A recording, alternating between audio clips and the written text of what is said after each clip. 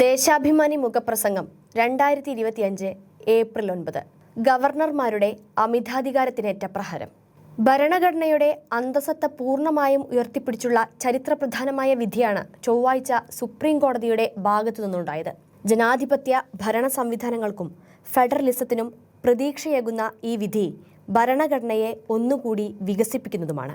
ഭരണഘടനയിൽ പറഞ്ഞിരിക്കുന്ന കാര്യങ്ങളെ വ്യക്തമായ ഭാഷയിൽ നിർവചിച്ചിരിക്കുകയാണ്. അനിശ്ചിതകാലം ബില്ലിൽ അടയിരിക്കുന്ന ഗവർണർമാർക്ക് മൂക്കുകയറിടുകയാണ്. തമിഴ്നാട് നിയമസഭ പാസാക്കിയ ബില്ലുകൾ ഗവർണർ RN രവി അനിശ്ചിതമായി തടഞ്ഞുവച്ച കേസിലാണ് വിധിയെങ്കിലും ഇത് എല്ലാ ഗവർണർമാർക്കും ബാധകമാണ്.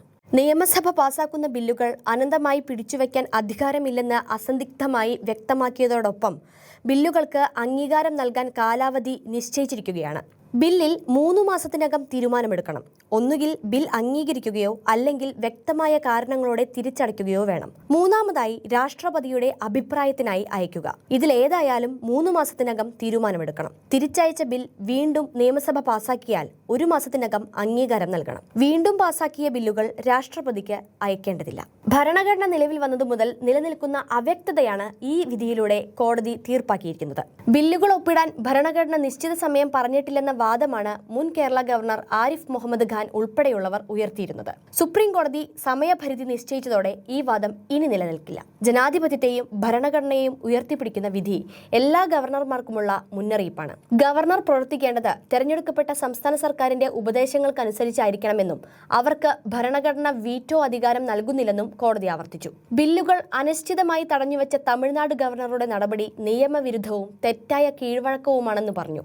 ജനങ്ങളുടെ ആവശ്യത്തിനും ക്ഷേമത്തിനുമായിട്ടാണ് തെരഞ്ഞെടുക്കപ്പെട്ട സർക്കാരുകൾ നിയമം കൊണ്ടുവരുന്നത്. അതിന് തടയിടുന്ന നിലപാട് ഭരണഘടന വിരുദ്ധമാണ്. സംസ്ഥാന സർക്കാരിനെ തടയുകയല്ല ഗവർണറുടെ ചുമതലയെന്ന് ചൂണ്ടിക്കാട്ടിയ കോടതി തമിഴ്നാട്ടിൽ തടഞ്ഞുവെച്ച 10 ബില്ലിനും അംഗീകാരം നൽകി. ഒരു ഭരണഘടന എത്ര നല്ലതായാലും അത് നടപ്പാക്കുന്നവർ ശരിയല്ലെങ്കിൽ മോശമാണെന്ന് തോന്നുമെന്ന ഡോക്ടർ BR അംബേദ്കറുടെ വാക്കുകളും വിധിയിൽ ഉദ്ധരിച്ചു.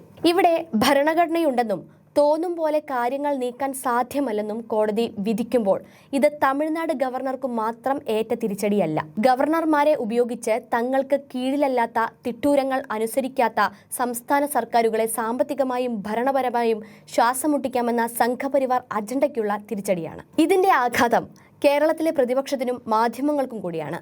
ജനാധിപത്യ വിരുദ്ധമായും ഭരണഘടനാ വിരുദ്ധമായും പ്രവർത്തിച്ച മുൻ ഗവർണർ ആരിഫ് മുഹമ്മദ് ഖാനെ മാധ്യമങ്ങളും പ്രതിപക്ഷവും തുടർച്ചയായി പ്രോത്സാഹിപ്പിക്കുകയായിരുന്നു. തമിഴ്നാട് ഗവർണർ ബില്ലുകൾ അനിശ്ചിതമായി തടഞ്ഞുവച്ച വിഷയത്തിൽ സുപ്രീം കോടതി പുറപ്പെടുവിച്ച വിധി ഫെഡറൽ സംവിധാനത്തെയും നിയമസഭയുടെ ജനാധിപത്യ അവകാശങ്ങളെയും ഉയർത്തിപ്പിടിക്കുന്നതാണെന്ന് മുഖ്യമന്ത്രി പിണറായി വിജയൻ പ്രതികരിച്ചു. ഗവർണർമാർ മന്ത്രിസഭയുടെ ഉപദേശത്തിനനുസരിച്ചാണ് പ്രവർത്തിക്കേണ്ടതെന്ന് നേരത്തെ തന്നെ പലവട്ടം വ്യക്തമാക്കിയതാണ്. നിയമനിർമ്മാണ സഭയുടെ അധികാരങ്ങൾ ഗവർണർമാർ കൈയടക്കുന്ന പ്രവണതയ്ക്കെതിരായ താക്കീതാണിതെന്നും മുഖ്യമന്ത്രി പറഞ്ഞു. കേന്ദ്രം ഭരിക്കുന്ന രാഷ്ട്രീയ കക്ഷികളുടെ കയ്യാളുകളായോ ചട്ടുകങ്ങളായോ പ്രവർത്തിക്കുന്നു എന്നതാണ് എക്കാലത്തും ഗവർണർ പദവിക്കെതിരെ ഉയർന്നിരുന്ന ഏറ്റവും വലിയ വിമർശം.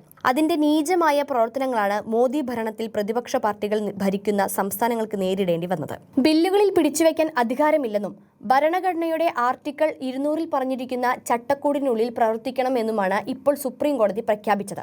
ഭരണഘടനാ നിർമ്മാണ സഭയിൽ ഗവർണറുടെ പദവിയെപ്പറ്റി നടന്ന ചർച്ചയുടെ അന്തസത്തയെ അടിസ്ഥാനമാക്കിയുള്ള വ്യാഖ്യാനമാണ് സുപ്രീം കോടതി നടത്തിയത്.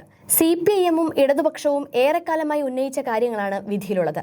രാഷ്ട്രപതിക്ക് ബില്ലുകൾ അയക്കുന്നതിനുള്ള വ്യക്തമായ മാനദണ്ഡങ്ങൾ നിർണ്ണയിക്കണമെന്നും ബില്ലുകൾ തീരുമാനമെടുക്കുന്നതിന് രാഷ്ട്രപതി പാലിക്കേണ്ട സമയപരിധി നിശ്ചയിക്കണമെന്നും ആവശ്യപ്പെട്ട് കേരളം സമർപ്പിച്ച ഹർജിയും സുപ്രീം കോടതിയുടെ പരിഗണനയിലാണ്.